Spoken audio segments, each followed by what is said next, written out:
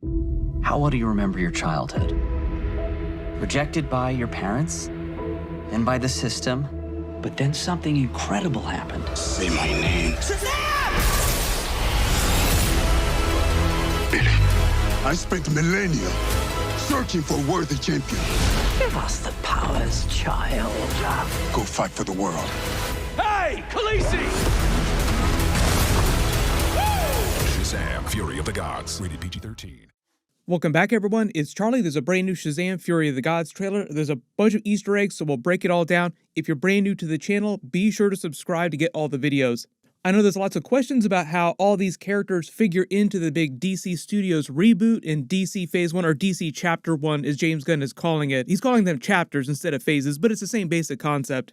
So as many of you know, DC has been disconnected in film and television for a long time. And it's one of, our jobs, mine and Peter's, is to come in and make sure the DCU is connected in film, television, gaming, and animation. That the characters are consistent, played by the same actors, and it works within one story. Now, Peter and I have gotten pretty lucky in terms of the 4 projects that are coming out over the next year. First, we have Shazam! Fury of the Gods. Shazam has always been off kind of in his own part of the DCU, so he connects very well. That moves directly into The Flash, a fantastic movie that I really love that resets the entire DC universe. Then to move into Blue Beetle, a fantastic film about a kid who's a marvelous part of the DCU, and then into Aquaman 2, which leads directly into our next few projects, which I'm going to tell you about now. Next up is the big one, the true beginning of the DCU.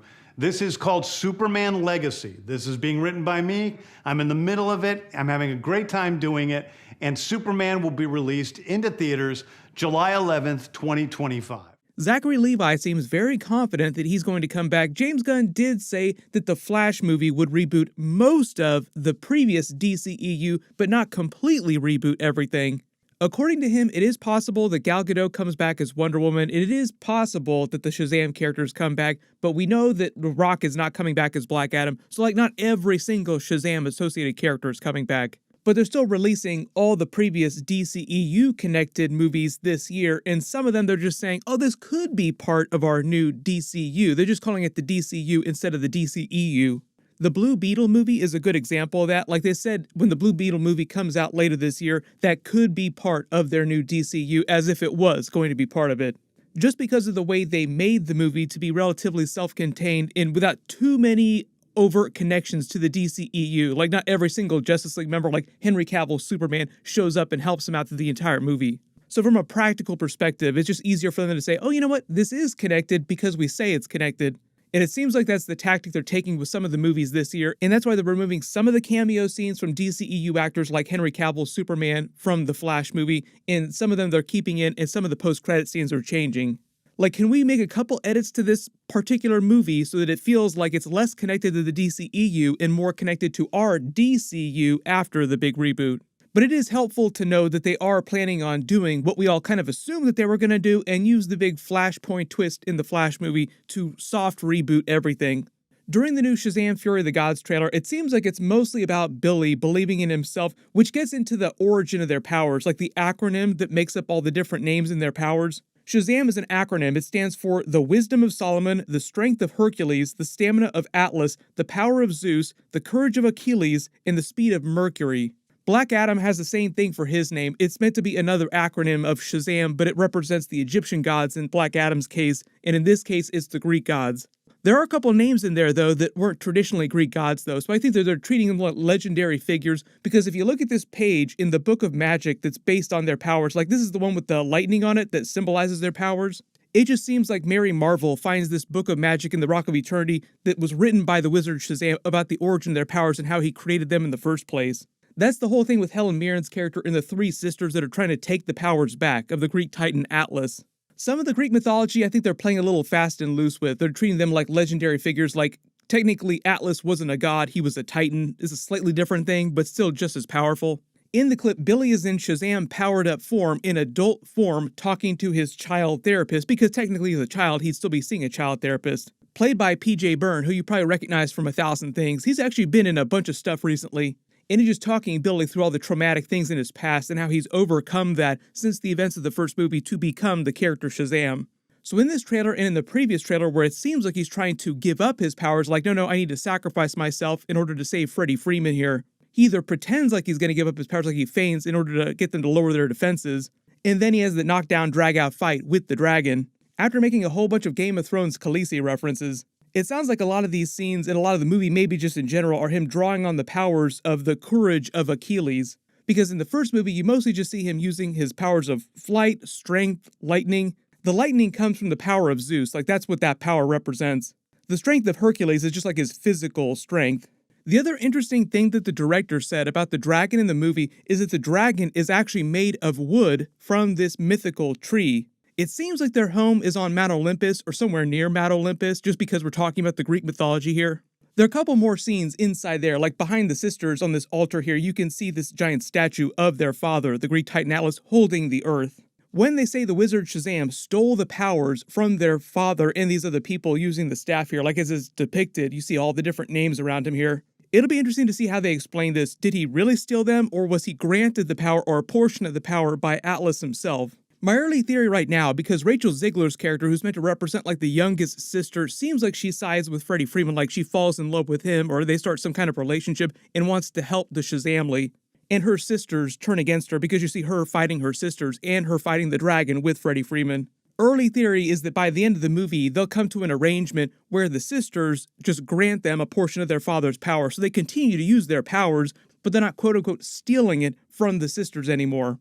This also just gets into the idea of how the Shazam and the Black Adam characters get their power. They don't take all the power away from the gods that make up the names in their acronyms, they just draw on the power. The other interesting thing, talking more about Wonder Woman mythology, because this is Greek mythology, it's the same group of gods, the same group of titans that we're talking about here. During the trailer for James Gunn's big reboot he released, I already did a big video for it, so I'll post a link at the end of this and down in the description below. But as part of that, one of the big HBO series that they're doing is Paradise Lost, about the Amazons, but it's set before Wonder Woman was born. So we're talking like 5,000 plus years ago, when all the Greek gods like Zeus and his family were still alive.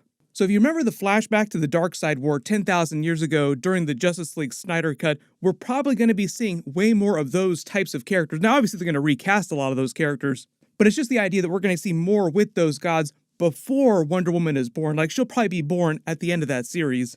That's one of the primary reasons why they canceled Wonder Woman 3, because if James Gunn is saying that Gal Gadot could come back as Wonder Woman, they're probably just waiting until they make it through this first phase to bring her back.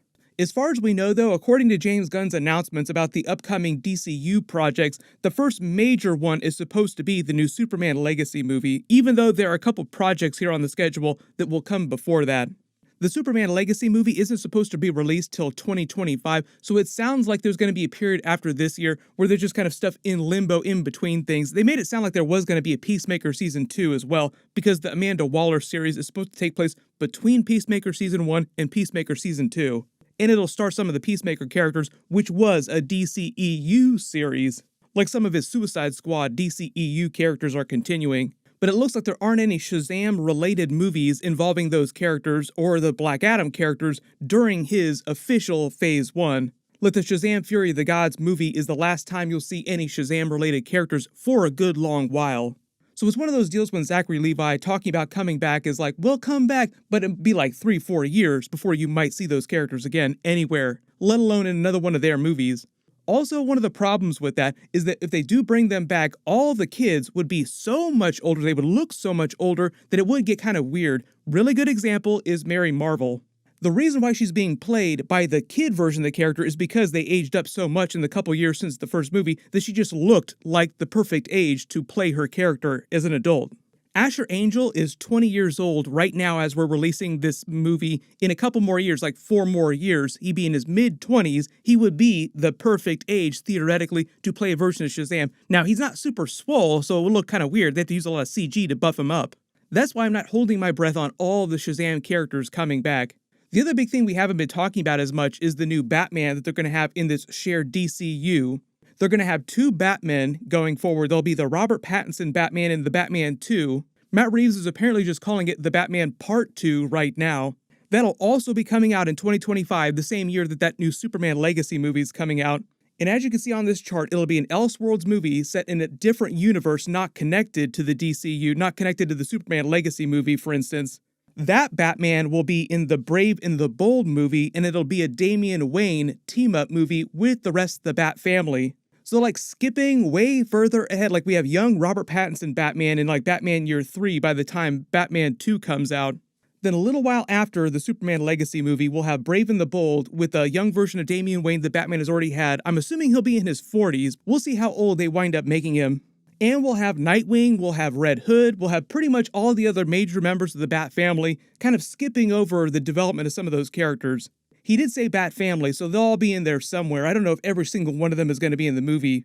But when he was talking about the comic books that would inspire it, he specifically spoke about Grant Morrison's run because he created Damian Wayne, and when he introduced the character, that was actually when Nightwing was wearing the cape and the cowl. So it will be kind of weird if they do the Brave and the Bold movie with a version of Batman and Damian Wayne and they don't do Nightwing during that movie.